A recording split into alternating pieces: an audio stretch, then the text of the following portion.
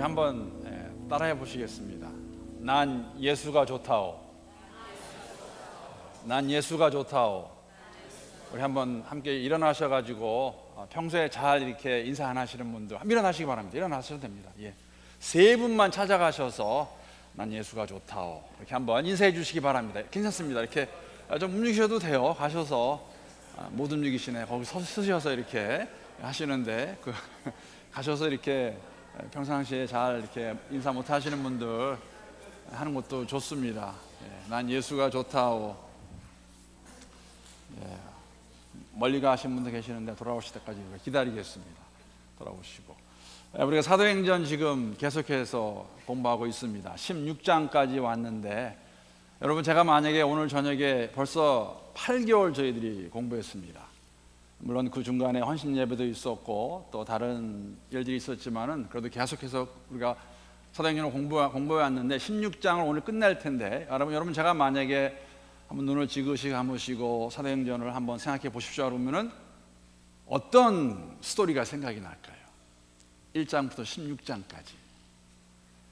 물론 여러 가지 모습으로 말할 수 있겠지만은 저는 세 사람의 인물로 한번 이렇게 잠깐 복습하기 원합니다. 사도행전 하면 제일 먼저 떠오르는 인물이 있다면은 아마도 베드로일 것입니다. 그렇죠? 베드로. 정말 변한 베드로입니다. 예수님을 부인하고 떠났던 그 베드로가 성령 충만해서 담대히 말씀을 선포합니다. 우리 같이 공부하신 분들 기억하시겠지만 정말 설교자로서 베드로 같은 그러한 능력이 있으면 얼마나 정말 신날까. 설교를 했더니 뭐 한 3,000명, 5,000명이 막 예수를 믿습니다. 그럼 베드로의 변화된 모습, 그뿐 아니라 베드로와 요한과 베드로가 성전에 기도하러 가다가 성전 문에서 그 문 이름 기억나세요? 어떤 문이었는지? 미문에 앉아있던 태어날 때부터 안지명했던 자에게 뭐라고 그럽니까? 근과 음은 내가 없어도 내게 있는 건 내게 주니 곧 일어나 걸으라. 예수의 이름으로. 맞습니까? 나사렛 예수의 이름으로. 그리고 그 앞에 금과 은이 아니에요. 은과 금은 내가 없어도. 그렇죠? 순서 우리가 항상 이렇게 좀 이렇게 바꾸는 경향이 있는데 누이 집 딸인지 예쁜 딸이 하나 걸어갔습니다. 예, 그래서 베드로. 또 베드로의 스토리 하나 더 있어요. 사실은 굉장히 중요한 이야기입니다. 사도행전 10장에 가게 되면 여러분 기억하셔야 됩니다. 환상 가운데 베드로가 고넬료가 하나님을 경외하는 이방이었던 고넬료가 보낸 그 종들이 오기 전에 하나님 먼저 환상을 보여주시죠. 보자기와 같은 큰 그릇 안에 있던 정결하지 못한 짐승들, 동물들, 그걸 하나님이 먹으라고 말씀하십니다. 그랬더니 베드로가 뭐라고 그럽니까? 못 먹겠다고 그래요. 왜? 그것이 부정하기 때문에. 근데 그것을 부정하다고 말했던 사람이 누구냐면 하나님이세요. 그 하나님 먹으라고 그러는데 베드로가 부인하다가 그것을 먹게 되는 환상을 그가 가지게 됩니다. 이것이 베드로의 이야기입니다. 베드로의 이야기 가운데 사실은 사도들이 예루살렘에서 교회를 세우고 교회가 막 부흥할 때에 거기에 나오는 또 다른 인물이 하나 있어요. 사실은 이 인물은 많이 언급되지는 않지만 굉장히 중요한 인물입니다. 누굽니까? 바나바입니다. 바나바. 여러분, 그 예루살렘 교회가 우리말로 부흥해 갈 때 그 아주 특이한 현상이 하나 있었어요. 무엇입니까? 사람들이 자신의 재산과 소유를 밭을 팔아서 사도들의 발 앞에 갖다 놓습니다. 자진적인 것입니다. 누가 하라고 그러지도 않았고 다만 그것을 가져다가 교회에다가 바치고 하나님께 드리고 성도들이 함께 그것을 나누어 썼습니다. 그때 이 일을 제일 먼저 한 사람, 본인으로 나오는 사람이 누구냐면 바나바예요. 레위 사람이었지만은. 그리고 사실 5장 가게 되면 그 비슷한 얘기가 나와요. 누굽니까? 아나니아와 삽비라 얘기가 나오죠. 근데 아나니아와 삽비라는 성령을 속였기 때문에 죽습니다. 그래서 바나바가 나오는데 여러분, 바나바는 사실 굉장히 중요한 인물이고 저희가 많이 본받아야 될 인물이에요. 성경에 말이 이름이 많이 나오지 않지만은 사실 여러분, 바나바가 없었다면 바울 되는데 시간이 더 걸렸을지도 모릅니다. 사람들이 이야기를 들었어요. 사울이라는 자가 예수를 만났다 그러더라. 그런데 아무도 그를 믿지 못하는 중입니다. 정말로 믿은 거 맞아? 저 사람 옛날에 핍박하던 사람들, 예수 믿는 사람들, 그러는 가운데 있는 그들에게 누가 스폰서 해가지고 누가 후원해가지고 그 사울을 교회에 소개합니까? 바나바입니다. 그래서 베드로가 있고 바나바가 있고 또 사도행전에는 빼놓을 수 없는 인물이 있죠. 말씀드린 바울이 있습니다. 바울 얘기하면 제가 기억해야 될 사람이 스데반 이야기가 있고, 교회가 막 부흥할 때 스데반이 정말 담대하게 많은 사람 앞에서 설교를 했을 때 그 설교를 듣고 찔림이 있는 유대인들이 회개하지 않고 그 스데반을 돌로 쳐 죽입니다. 왜? 듣고 싶지 않아서. 왜? 맞는 말이니까. 틀린 데가 없어요. 그랬을 때 그 스데반을 돌로 쳐 죽이는 군중 앞에서 그들을 이끌었던 자가 누구냐면은 사울입니다. 그 사울이 이야기를 듣죠. 사실은 스데반의 죽음으로 예루살렘 교회는 그때부터 핍박을 받고 흩어지게 됩니다. 감상 흩어지는 그곳에 가서 사마리아가 되었던, 시리아가 되었던, 안디옥이 되었던 그곳에 가서 교회를 세웁니다. 그래서 이야기를 듣습니다. 사울이 안디옥이라는 곳에 돌을 쫓는 자리 있다고 하더라. 그래서 거기 있는 사람들 잡아서 감옥에 넣고 핍박하려고 가다가 도상에서 사울이 예수를 만납니다. 굉장히 큰 사건이죠. 다메섹 도상에서 예수를 만나는 사울, 그리고 바울이 된 이야기. 그러한 이야기들이 사도행전 1장부터 15장까지 있는데, 15장에 오게 되면은 여러분 기억나실 거예요. 15장은 굉장히 중요합니다. 우리가 예루살렘 공회, 예루살렘 성회, 예루살렘 회의, 여러 가지 제목으로 말을 하는데, 그때 예루살렘에서 큰 회의가 있습니다. 안디옥에서 사실 사람을 보냈어요. 바울과 바나바를 가서 좀 알아보고 와라. 무엇을 알아보라고 그랬습니까? 구원을 받는데 구원의 할례가 필요하냐 안 하냐, 그것을 가지고 예루살렘에서 사람들이, 지도자들이 모입니다. 그래서 결론이 무엇으로 나옵니까? 무관하다. 할례는 구원과 무관하다라고 결정을 내리고, 그 다음에 16장에 와서 이제 이 바울이 선교여행을 떠나게 됩니다. 사실 그 전에 한번 갔다 왔고 두 번째 선교여행 가게 되는데, 그 이야기의 스토리가, 그 이야기 중에 일어나는 일이 오늘 함께 나눌 사도행전 16장 말씀인데, 우리 함께 한번 보도록 하겠습니다. 16장 25절에서 34절 말씀 한번 성경 다 펴셔가지고 우리 함께 읽도록 하겠습니다.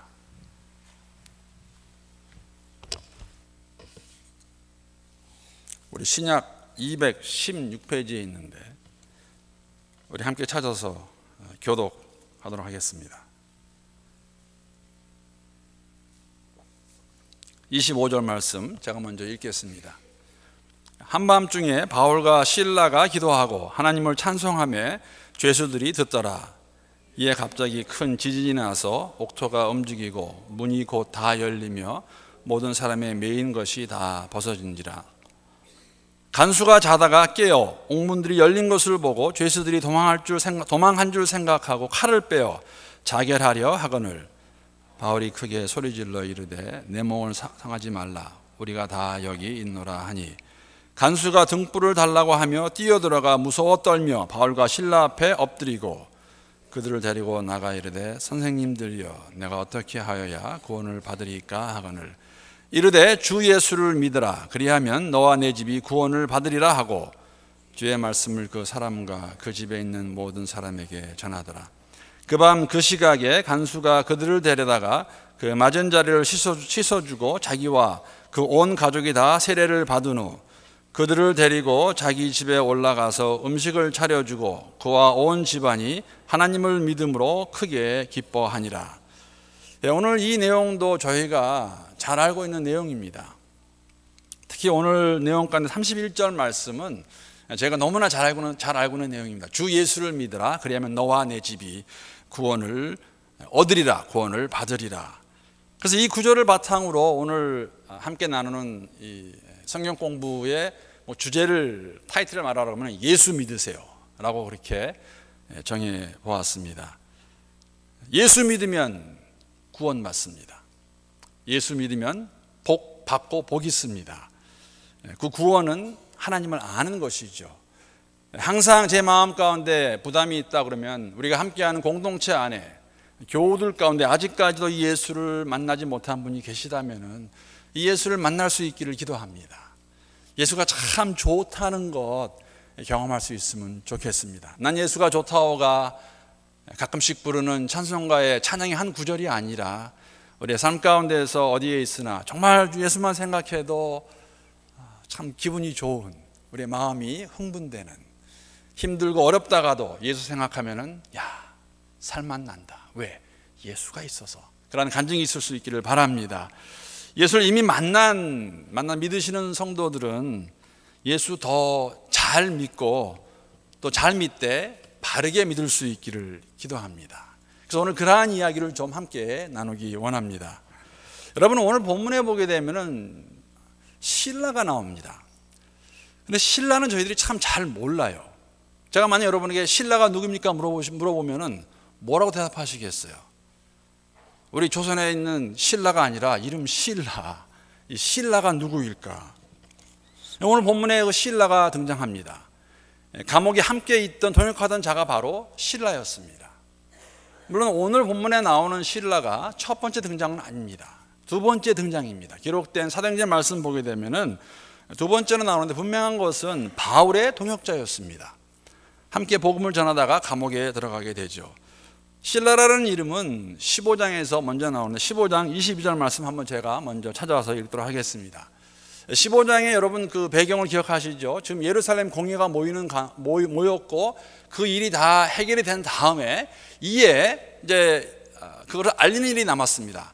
안디옥 교회에서도 그 문제를 가지고 왔고, 지금 그 당시에 예수를 믿는 사람들 가운데 유대교회 유대인들이 많았는데 그들이 일으켰던 문제들입니다. 그래서 그게 다 해결이 났고, 그래서 알려야 되는데 이에 사도와 장로와 온 교회가 그 중에서 사람들을 택하여 바울과 바나바와 함께 안디옥으로 보내기를 결정하니 곧 형제 중에 인도자인 바사바라 하는 유다와 실라더라 라고 기록하고 있습니다. 이 구절을 통해서 알 수 있는 것은 뭐냐면은 지금 바울과 바나바와 함께 예루살렘 공회에 결정된 사항을 가지고 가서 알려줘야 되는, 통보해야 되는데 예루살렘 교회에서 형제 중에 인도자인 두 사람을 택합니다. 그것이 바사바라 하는 유다와 또 다른 사람은 실라였습니다. 여러분이 형제 중에 인도자라는 말은 신도들 가운데 지도자입니다. 성도들 가운데 지도자였고, 이 그 영어에 보게 되면은 그 two leaders라고 말하고 있어요. 두 명의 지도자. 그래서 아마 교회에서 인정을 받았고 교회 지도자들 가운데서 이 일을 바나바 바울과 함께 안디옥에 가서 말하라고 뽑혔던 자가 바로 실라입니다. 그 내용은 가서 전해야 될 내용은 우리가 알고 있다시피 할례는 구원과 관계가 없다라는 내용을 가지고 가서 그들에게 전해줘야 되는데, 실라가 어떠한 일을 했나를 저희가 15장에서 볼 수가 있어요. 15장 30절에서 32절 내용 보게 되면은 이 실라와 유다가, 바사바란 유다가 안디옥 교회에 가서 무슨 일을 했나. 30절 말씀 제가 한번 세 번역으로 읽어보겠습니다. 그들은 전송을 받고 예루살렘 교회 전송을 받았죠. 잘 갔다 와라. 안디옥에 내려가서 회중을 다 모아놓고 그 편지를 전하여 주었다. 편지는 뭐냐면은 그 내용입니다. 결정된 내용. 회중은 편지를 읽고 그 권면을 기쁘게 받아들였다. 자, 권면은 무엇입니까? 할례가 필요 없다. 그리고 난 다음에 유다와 실라도 예언자이므로 여러 말로 신도들에게 격려하고 굳세게 하여 주었다라고 기록하고 있습니다. 그냥 편지만 들고 가서 전해주는 그러한 정도의 사람이 아니라, 자, 권면을 하고 그들이 기뻐했습니다. 권면의 내용이 무엇입니까? 할례와 구원은 무관하다. 의미가 무엇인가? 이것이 어떤 의미를 가지고 있나고 그것을 풀이해서 그들에게 가르쳤죠. 그 말을, 가르침을 들은 교회는 더욱더 견고해진 것을 저희들에게 보여주고 있습니다. 그렇기 때문에 바사바라 하는 유다와 실라, 베드로, 그리고 바울과 바나바까지도 아마도 비슷한 레벨의 지도자였다는 것을 저희들이 알 수가 있습니다. 물론 사도와 같지는 않겠지요. 그러나 적어도 바울과 바나바 정도의, 그 정도로 인정을 받았던, 여러분 바나바도 예루살렘 교회에서 인정받은 자입니다. 사실은 사도들 앞에 그가 자기의 소유를 팔아가지고 가져왔던 것이 교회에서 처음 어떻게 그가 일했나, 사역했나를 보여주는 광경이죠. 그래서 교회 안에서 그가 인정을 받습니다. 바사바라는 유다와 실라도 아마 비슷한 종류의 그러한 예루살렘 교회 안에서 교회를 섬기면서 인정을 받았던 사람이었다는 것. 그리고 사실은 베드로와 실라의 관계를 어디서 볼 수 있냐면은 베드로전서 5장 12절에 보게 되면은 베드로가 실라를 이렇게 소개합니다. 내가 신실한 형제로 여기는 실루아노의 손을 빌려서 나는 여러분에게 몇 마디 썼습니다. 이로써 나는 여러분을 격려하고 이것이 하나님의 참된 은혜라는 것을 증거합니다. 여러분은 이 은혜 안에 든든히 서십시오. 분명한 것은 지금 베드로가 소아시아에 있는 오늘날 터키를 중심으로 하는 그 당시에 본도, 갈라디아, 갑바도기아, 아시아와 비두니에 있는 초대교회 성도들에게 베드로가 서신서를 편지를 쓰면서 편지를 쓸 때 실라가 같이 있었고 그 실라가 어떻게 보면 대신 쓰지 않았나 베드로가 이야기하고 그만큼 신뢰하는 그러한 관계에 있었던 베드로와 실루아노, 실라의 관계를 저희들이 볼 수가 있습니다. 여러분 실라와 실루아노는 동일 인물입니다. 왜냐하면 실라의 라틴어 이름이 실루아노인데 이 당시 로마 시대 사람들은 이렇게 이름을 많이 썼습니다. 그래서 이 실라는 베드로와 함께 사역을 함께 했던 자인 것을 저희들이 알 수 있고 한 가지만 더 실라에 대해서 말씀을 드리면은 실라도 아마 그 당시에 바울과 바나바와 또 그리고 디모데까지도 사도로 역임을 받았던 그 당시에 사도가 아니었나 하는 그러한 추측을 저희들이 알 수 있는 것은 데살로니가전서 1장 1절과 2장을 보게 되면 그 내용이 기록되어 있는데 제가 한번 읽어보도록 하겠습니다. 이게 데살로니가전서 1장 1절의 말씀입니다. 바울과 실루아노와 실라죠. 디모데는 하나님 아버지와 주 예수 그리스도 안에 있는 데살로니가인의 교회에 편지하노니 은혜와 평강이 너에게 있을지어다. 여러분들 아실 거예요. 바울의 서신을 보게 되면 처음 항상 1장 1절 2절에 그 인사말이 나옵니다. 근데 여러분 보통 서신서의 인사말 가운데는 바울이 항상 쓰는 게 있어요. 무엇이냐면은 사도직을 그가 항상 강조합니다. 바울의 사도직과 베드로의 사도직은 같지 않았습니다. 베드로와 제자들의 사도직은 예수님께 주신 것으로 알고 초대교회가 받아들였는데 이런 바울과 같은 사람은 사실은 바울을 직접 만나지 못한 사람들은 바울이 정말 사도일까 하는 그런 퀘션이 항상 있었어요. 그래서 사실 바울이 서신서를 쓸 때는 항상 처음에 하나님의 택하심으로 예수의 부르심을 입은 사도 그러한 종류로 이렇게 항상 들어가는데 데살로니가 전서 후서에는 이 말이 없습니다. 그리고 사실은 없는 데가 두 군데 더 있어요. 사도직을 말하지 않는데 어디냐면은 빌립보서하고 빌레몬서에 사도직을 말하지 않습니다. 그러면 왜 그랬을까? 왜 다른 로마서나 고린도 전후서나 디모데 전후서나 디도서나 갈라디아서, 골로새서, 예배소서 같은 데는 자신의 사도직을 그렇게 디펜드하고 강조하면서 왜 데살로니가 전후서에는 사도직을 말하지 않았을까? 빌립보서는 이해가 갑니다. 왜 그런지 아세요? 빌립보 교회는 오늘 신중에 나오는데 빌립보 교회는 누가 세웠습니까? 바울이 직접 세웠어요. 루디아를 통해서. 또 그때 오늘 본문에 나오지만 귀신 들린 자를 고쳐주고 오늘 본문에 나오는 이 간수까지도 아마 처음에 빌립보 교회의 성도들이었을 것입니다. 그래서 사도직을 말하지 않아도 빌립보 교회는 다 인정을 해요. 우리 교회를 세운 사도 바울. 빌레몬서는 굉장히 좀 특이합니다. 빌레몬서는 모든 서신 가운데 굉장히 개인적인 편지예요. 빌레몬에게 로마에서 만난 오네시모를 디펜드 해주면서 오네시모를 받아주어라. 너로부터 떠난 도망간 노예였지만은 예수 안의 형제이기 때문에 이 오네시모를 받아주라고 쓰는 그러한 개인 편지였기 때문에 사도직을 말하지 않습니다. 일반 서신 가운데서는 그렇기 때문에 여기서만 사도직을 말하지 않아요. 왜 그랬을까? 여러 가지로 설명할 수 있겠지만은 성경학자들이 데살로니가전서 2장 7절에 보게 되면 흥미로운 그런 말이 납니다. 어떻게 나오냐면은 여기에 우리는 지금 1장 1절에 나오는 바울과 실라와 디모데입니다. 지금 함께 이 편지를 쓰고 있는 것이죠. 물론 쓰는 사람은 사도 바울이지만 함께 있는 사람들, 우리는 그리스도의 사도로서 마땅히 권위를 주장할 수 있으나 도리어 너희 가운데 유순한 자가 되어 유모가 자기 자녀를 기름과 같이 하였으니라고 기록하고 있습니다. 그래서 우리는 그리스도의 사도라고 할 때 물론 이것이 바울이 편지를 쓰면서 함께 있는 자들을 대신해서 그냥 그렇게 말하면 사도라고 말할 수도 있지만은 여기서 우리가 볼 수 있는 것은 뭐냐면 실라의 위치가 그냥 사도 바울 밑에 있는 그러한 동역자가 아니라 같은 레벨에 함께 사역을 했던 우리가 많이 알고 있지 못하지만, 많이 알려지지 않았지만 바나바와 같이 함께 그 당시에 일을 했던 그러한 동역자였다는 것을 저희들이 알 수가 있습니다. 포인트는 뭐냐면은 바울에게는 실라와 같은, 디모데와 같은, 디도와 같은 그런 많은 동역자들이 있었다는 것입니다. 물론 동역자의 관계는 여러분 인위적으로 원한다고 성립되는 것은 아닙니다. 그리고 항상 함께 일하는 것도 아닙니다. 다만 동일한 목적을 가지고 일하는 것이기 때문에 여러 가지 이유로 인해서 힘들 수도 있지만 그럼에도 불구하고 하나님께서 주어진 그 시간에 목적을 이루기 위해서 함께 일할 수 있는 사람들이 팀이고 동역자들의 관계입니다. 여러분 이러한 건 사실 성경에 많이 나옵니다. 사도행전에 나오지 않습니까? 바울과 요한 마가의 관계가 그랬습니다.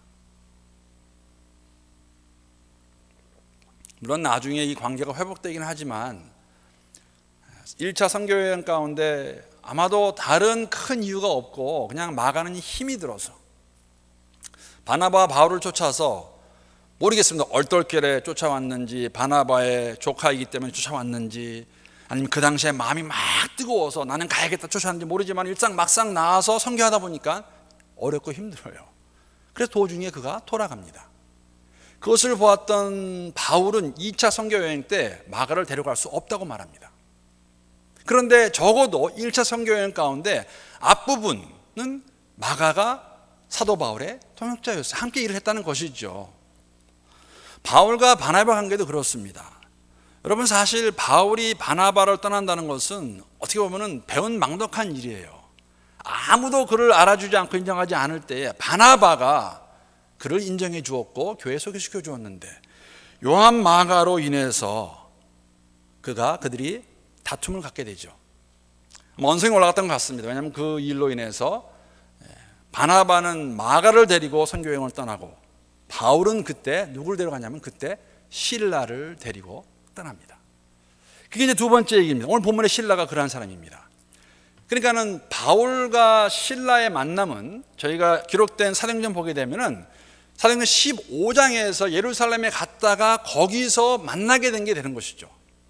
그 다음에 거기서 함께 이제 안디옥에 돌아가서 예루살렘 공예회를 설명하는데 16장에 와서 실라가 바울을 동행해서 바울과 실라가 함께, 디모데도 함께 2차 선교여행 가는 것을 저희들이 볼 수가 있습니다. 그래서 그 내용 가운데 2차 선교여행 가운데 여러분 아시겠지만 거기서 루디아가 예수를 만나게 되고 강가에서, 그 다음에 오늘 사실 본문에서 왜 감옥에 들어갔나를 설명해 주는 것이 두 번째 사건의 결과입니다. 무엇이냐면은 빌립보에서 귀신 들린 자매를 고쳐주었는데, 여러분 귀신 들린 자를 고쳐주면 그 좋은 일 아닙니까? 그 감사할 일이에요. 그런데 그것으로 인해서 사도 바울과 실라는 감옥에 들어가게 됩니다. 왜 그랬을까? 그 이야기를 기록하고 있는 것이 오늘 읽은 본문 바로 전에 나오는 사도행전 16장 19절에서 24절 말씀까지의 이야기인데, 제가 그 이야기를, 그 스토리를 세 번역으로 읽어보겠습니다. 이런 이야기입니다. 자, 이제 그 귀신 들린 여자가 고침을 받았어요. 그랬더니 그 여자의 주인들은 자기들의 돈벌이 희망이 끊어진 것을 보고 바울과 실라를 붙잡아서 광장으로 관원들에게로 끌고 갔다. 그리고 그들을 치안관들 앞에 세워놓고서 이 사람들은 유대 사람들인데 우리 도시를 소란하게 하고 있습니다. 이거는 false accusation이에요. 거짓 고소죠. 이 사람들은 로마 시민인 우리로서는 받아들일 수도 없고 실천할 수 없는 부당한 풍속을 선전하고 있습니다 하고 말했다. 부당한 풍속은 예수의 이름으로 귀신 들린 자를 쫓아낸 것입니다. 무리가 그들을 공격하는 데 합세하였다. 그러자 치안관들은 바울과 실라의 옷을 찢어 벗기고 그들을 매로 치라고 명령하였다. 그래서 이 명령을 받은 부하들이 그들에게 매질을 많이 한 뒤에 감옥에 가두고 간수에게 그들을 단단히 지키라고 명령하였다. 간수는 이런 명령을 받고 그들을 깊은 감방에 가두고서 그들의 발에 착고를 단단히 채웠다. 여러분, 이 지금 사실은 귀신 들린 그 여자가 아마도 이렇게 무당같이 이 그러한 그 이야기를 해가지고 뭐 미래라든지 그래서 그거를 말해주고 돈을 벌고 있었습니다. 그 여자를 데리고 있던 그 사람들이, 그 주인들이라는 사람들이. 근데 갑자기 이 여자가 고침을 받으니까 아시는 것 같이 그 짓을 할 수가 없어요. 그러니까는 주인의 입장에서는 갑자기 자신들의 인컴이 없어진 거예요. 그래서 그들을 잡아다가 감옥에 넣는데 이들이 실수한 게 하나가 있죠. 왜냐하면 바울과 실라는 로마 시민입니다. 로마 시민은 함부로 아무렇게 대할 수 없어요.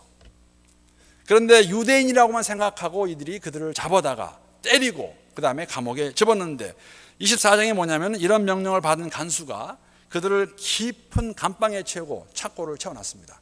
쇠사슬을 채워놓은 것이죠. 여러분, 여기서 우리가 한 가지 생각할 수 있는 것은 이런 것이에요. 어떻게 하나님의 일을 했는데 이런 일이 생기는 겁니까? 정말 하나님의 능력으로 귀신들을 쫓아냈는데 어떻게 감옥에 들어갈 수가 있어요? 상을 받아도 지금 시원치 않을 판인데 이들에게 주어진 것은 감옥에 들어가는 일이었습니다. 우리가 예수의 제자로 살아가면서 하나님 백성으로 살아가면서 이러한 것들이 성경에 보여준 우리들의 삶의 모습입니다.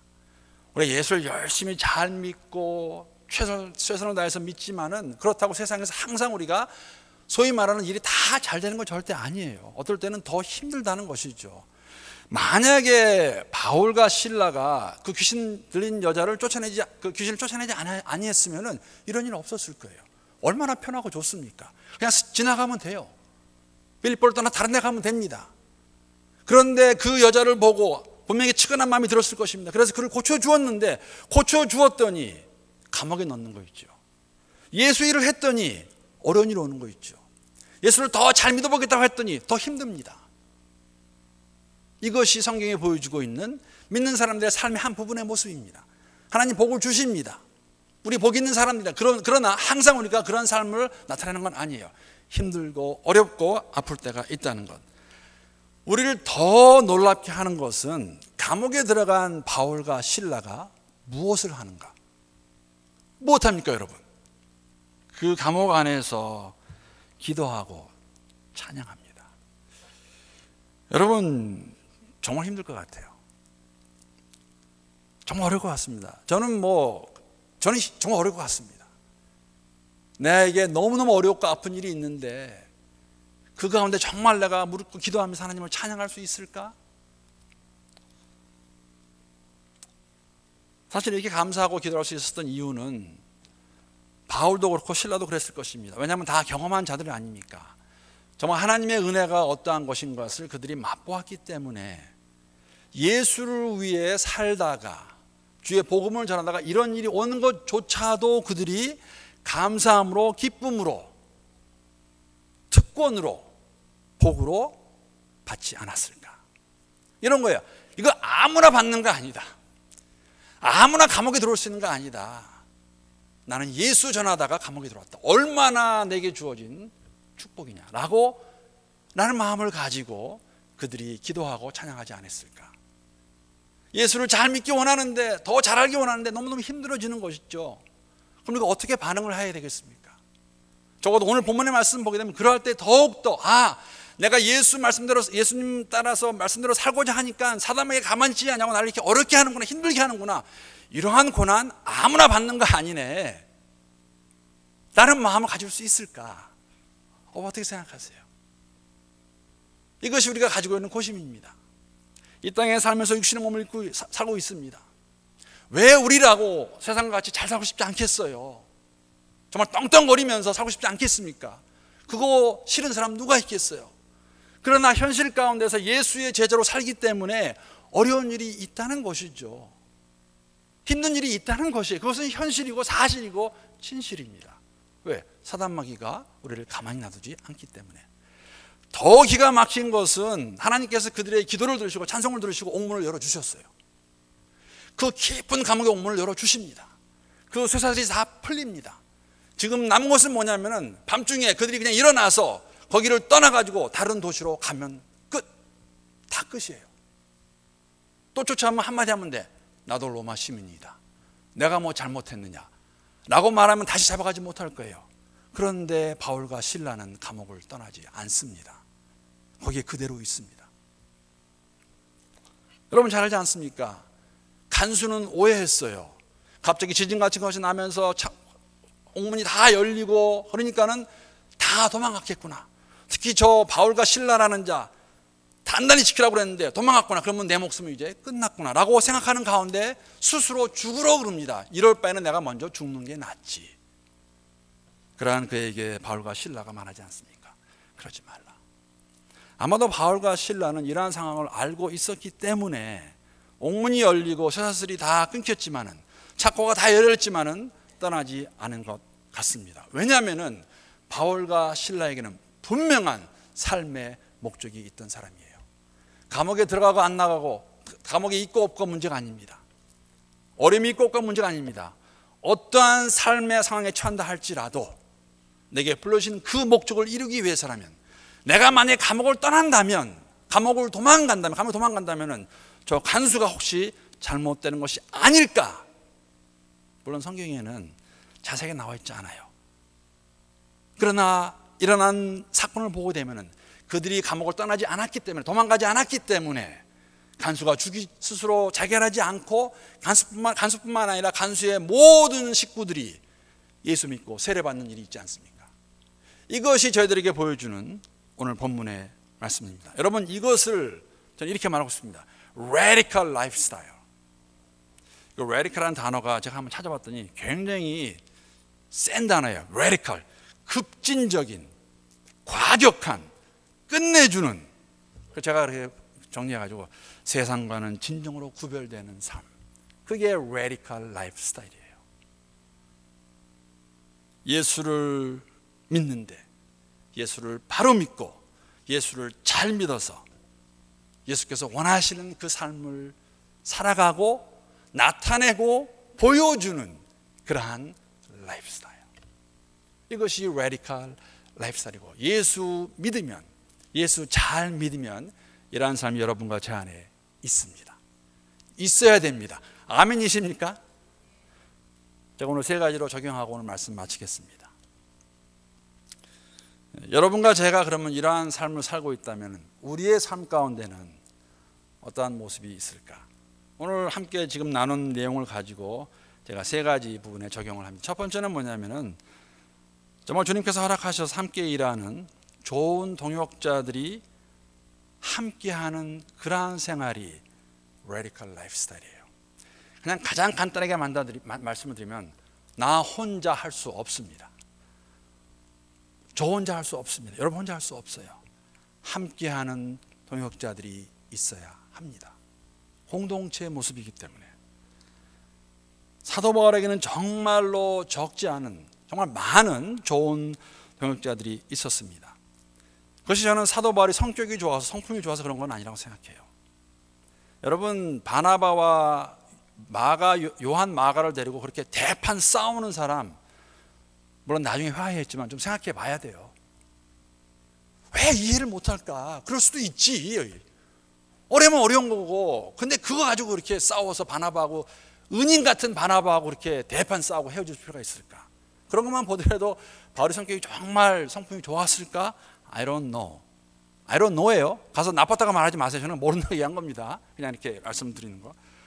또 한 건 굉장히 감정적인 부분도 많았던 것 같아요. 물론 빌립보서의 말씀 보면서 우리가 그걸 영적으로 해석할 수 있습니다. 그러나 다른 한편은 얼마나 힘이 들었으면 내가 죽으나 사나 다 똑같지 않습니까, 하나님? 물론 주의 영광을 위해서. 그래서 너무너무 힘든 가운데서 우리가 사도 바울의 삶은 너무나 잘 알지 않습니까? 예수를 위해 얼마나 힘들게 살았어요. 죽을 뻔한 몇 번 당하고, 채찍질 당하고, 배 파손되고, 굶주리고, 매 맞고, 돌 맞고, 얼마나 힘들어요. 그냥 죽는 게 낫지. 하나님 빨리 불러가시죠. 엘리야가 그랬던 것 같이. 그러한 사람이었는데 그의 성품이, 그 성격이 정말 항상 온하고 좋았다고 말할 수 있을까? 포인트는 바울과 같은, 우리도 똑같죠. 허물이 많고 연약한 부분이 있는 사람들임에도 불구하고 하나님께서 당신의 목적을 이루기 위해서 우리에게 동역자를 붙여주십니다. 그들과 함께 할 수 있는 삶이 radical lifestyle이에요. 이 사람은 이래서 안 맞고 저 사람은 저래서 안 맞고, 이 사람은 이래서 싫고, 저 사람은 저래서 싫고. 그럼 어떻게 같이 일합니까? 아니라는 것이죠. 항상 마음에 맞지 않을 수도 있고 오랜 시간을 같이 하지 않을 수도 있습니다. 오늘 본문의 신라는 사실은 2차 선교 여행 때 같이 하는 것을 저희들이 볼 수가 있죠. 그 여러분, 우리가 공동체에서 함께 일할 때에는, 함께 걸어갈 때에는 종종 어떤 기간입니다. 50년 되는 우리의 교회 역사 가운데 여러분 한번 주위 사람들 돌아보세요. 돌아보시면은 어떤 분들은 내가 저분하고 지금 지난 한 30년을 같이 했구나. 그런 30년 같이 했는데 같이 하던 분들 중에서 안 계시는 분도 계세요. 어떤 분은 이제 저분 내가 안지 한 1년밖에 안 됐네. 그럼 여러분, 어쩌면 우리의 인생의 마지막 분을 함께 할 사람도 있을 것입니다. 아니면 지금 이 순간 이렇게 불러주시고 함께 하시는 것은 다른 이유 없어요. 우리가 예수의 제자로 함께 주의 교회를 섬기고 일을 감당할 수 있도록 불러주시고 묶어주신 것이에요. 그것을 인정하고 함께하는 그러한 라이프스타일, 삶의 모습이 예수 안에서 여러분, 예수를 믿으면 갖고 있는 레디컬 라이프스타일이에요. 두 번째는, 레디컬 라이프스타일은 어려운 상황에서도 감사하고 찬양하는 가운데 복음의 능력을 경험하는 삶입니다. 오늘 바울과 실라 그렇지 않습니까? 복음을 전하고 병든 자를 고치는 가운데서, 귀신 들린 자 쫓아내는 가운데서 그들이 감옥에 들어갔어요. 어려운 상황입니다. 어려운 상황에서도 그들이 하나님을 찬양했습니다. 그랬더니 하나님께서 어떻게 합니까? 옥문을 열어주십니다. 사슬을 다 끊어주세요. 이러한 경험 우리 해야 되지 않겠습니까? 이러한 경험 없이 우리가 정말 성령의 충만함 없이 이 땅을 걸어갈 수 있을까? 힘들 것 같아요. 어려울 것 같아요. 가다가 너무너무 많이 넘어질 것 같아요. 그렇기 때문에 여러분과 저의 삶 가운데서 믿음으로 살려고 할 때, 믿음으로 살아보고 믿음으로 살을 때 하나님 함께 하심을 경험하며, 예수 잘 믿었더니, 예수만 믿었더니 이런 삶이 있구나 라고 고백하고 주위에 있는 사람들이 그거 보면서 하나님 함께 찬양할 수 있는 그러한 삶, 그러한 삶이 있어야 우리가 예수 안에서, 예수 믿는 가운데 레디컬 라이프스타일을 살고 있다고 말할 수 있을 것입니다. 마지막으로 레디컬 라이프스타일은 정말 중요합니다. 예수 믿고 구원받는 사람이 생기는 삶이 레디컬 라이프스타일이에요. 내가 도구로 사용되어서, 여러분과 제가 도구로 사용되어서, 우리 교회가 도구로 사용되어서 우리 때문에, 나 때문에, 우리 교회 때문에 예수 모르던 자들이 예수 알게 되는 그러한 삶의 모습, 이게 레디컬 라이프스타일이에요. 여러분 죄송합니다. 제가 이런 말씀 많이 드리는데, 예수 믿었더니 이것도 잘 되고 저것도 잘 되고 이것도 좋더라, 이거는 세상도 똑같이 저에게 보장하는 것입니다. 열심히 일하십시오. 최선을 다하십시오. 그러면은 여러분 성공할 것입니다. 여러분 짭 3개 가져보십시오. 돈 벌 것입니다. 예수 안 믿어도 이것은 가능한 일들이에요. 그러한 것을 끝나는 것이 아니라 나 때문에, 여러분 때문에, 교회 때문에 예수를 통해서 하나님을 아는 그러한 열매가 있는 삶, 그게 레디컬 라이프스타일이에요. 예수 안에서 그것을 감당하는 것이 교회입니다. 공동체라는 것이죠. 이러한 일이 우리의 개인의 삶 가운데서 일터에서 있을 수 있기를 기도합니다. 여러분, 제가 이 아리클 읽고 마지막 마치겠습니다. 이 아리클 제가 읽으면서 세상 사람들은 이렇게 열심히 일하는데 우리는 과연 그만큼 하고 있을까? 여러분, 그 브랜드라는 것, 요새 여러분 그 새로운 트렌드가 뭔지 아세요? 이 젊은 사람들이 이름 있는 브랜드 안 입으려고 그래요. 우리 한국 분들 좋아하는 거, 폴로, 저도 폴로 좋아해요. 폴로 좋습니다. 폴로, 에비크롬비 맞나요? 발음이 아닌 것 같았어. 그런 것들 있는데, 요새는 사실 그 포에버 21 한국 사람이 하는 건데, 그런 그 옷 만든 데서 그냥 너무너무 빨리 최신 트렌드로 싸게 내니까는 요새 젊은 사람들은 그런 거 안 입어요. 그냥 싸고 좋고 막 바뀌는 거. 근데 브랜드 이미지죠. 브랜드라는 것은 특정 회사나 제품을 생각했을 때 떠오르는 시각적, 감정적, 이성적 그리고 문화적 이미지입니다. 쉽게 표현해 한 기업이 망하고 한 기업이 성공하는 가장 큰 이유이기도 합니다. 그래서 이 브랜드, 로고를 뭘 하냐에 따라서, 이미지에 따라서 기업이 흥할 수 있고 망할 수 있다고 합니다. 그래서 재밌는 겁니다. 비즈니스 전문 엔터프니어 매거진에서 고객들로부터 신뢰받는 120개의 브랜드, 가장 신뢰받는 120개의 회사죠, 선정해서 그 기업들의 비결을 발표했습니다. 당신은 어떻게 해서 이 브랜드를 이렇게 정말 유명하게 만들었습니까? 여러 가지가 있는데 제가 두 가지만 나누겠습니다. 하나는 뭐냐면은 돈으로 살 수 없는 브랜드를 만들어라. 여러분, 놀랍게도 유명 브랜드들은 마케팅 예산을 따로 측정하지 않는다고 합니다. 다른 말로 하면 돈을 사용해 마케팅을 하지 않고 진정성을 믿고 기본적인 일들에 집중한다는 것이에요. 예를 들어 외식업의 경우 맛있는 음식을 친절하고 빠르게 고객에게 제공한다. 그러면 고객들이 신뢰를 얻을 것이고, 신뢰를 얻게 되면 그 사업은 성공하게 돼 있다. 그것이 그들의 철학입니다. 유명한 120개 브랜드 갖고 있는 회사들이. 또 하나는 뭐냐면은 이게 이제 다른 건데, 자, 고객이 답이다. 평소에도 우리는 이례적일 정도로 우수한 고객 서비스 사례를 종종 듣곤 한다. 자, 120개 가운데 6위에 선정된 것이 리츠 칼튼 호텔입니다. 이게 유명한 예화가 있더라고요. 휠체어를 사용하는 고객이 해변으로 갈 수 없다는 푸념을 하자 그 다음 날 그 고객을 위해 해변길에 나무 통로를 만든 사례가 아주 유명하다고 합니다. 이처럼 고객들과 직접 소통하고 커넥션을 만드는 것이 중요합니다. 그 고객이 당장 지갑을 열고 제품을 구하지 않아도, 당장 그렇게 하지 않아도 함께 이야기하며 커넥션을 만드는 것이 중요하다는 것이. 그러면 나중에라도 그 고객은 돌아온다는 것입니다. 여러분, 세상의 기업들도 자신의 브랜드 이미지를 만들기 위해서 이렇게 노력을 하는데, 이렇게 긴 안목을 가지고 친절하게 정성스럽게 진실되게 대하는데, 그래야 성공하는 확신이 있는데, 여러분과 저는 이런 것에 비교할 수 없는 이런 단어를 쓰겠습니다. 최고의 음식, 최고의 상품, the best gift we have, which is, who is Jesus. 그래서 예수 믿는 거 아니에요, 저희가? 누가 뭐래도 예수가 가장 좋기 때문에, 누가 뭐래도 예수만큼 좋은 분이 없기 때문에 믿는 거 아니에요? 그러면 우리가 그것을 나누어야죠. 베풀어야죠. 알게 해야죠. 긴 안목을 가지고 정성껏 일을 해야죠. 그래서 나를 통해, 여러분을 통해, 우리 교회를 통해 이러한 사람들이 더욱더 많이 생기는 그러한 스타일이, 그러한 라이프 스타일이 예수 안에 radical 라이프 스타일입니다.